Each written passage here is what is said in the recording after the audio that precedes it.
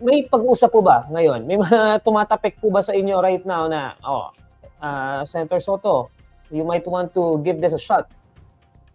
Well, yes, I have some friends and members of the Senate who have been talking about it. As far as I'm concerned, I will leave it to my peers. I will leave it to my fellow senators.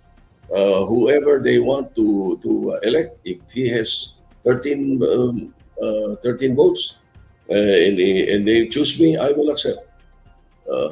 I am not the type who goes around and asks for signature. Hindi ako. May mga ganung lumalakad nilakad. Oo, Senator. Pareho, I am from the old school Palaki ko nila Senator Maceda, nila Senator Angara, nila Senator Enrile. Kung gusto nyo ako, bigay nyo sa akin sabihin nyo sa akin na gusto nyo ako. Ganun yung mentality. Hindi ako... So, may mga lumalapit, Senator. Bakit daw gusto ng change of leadership in the Senate? Ay, yung mga risasabi, well, maraming kinikwento, pero I don't think I'm not at liberty to say what they're saying. First of all, it will be hearsay, di ba? Pangalawa, it doesn't.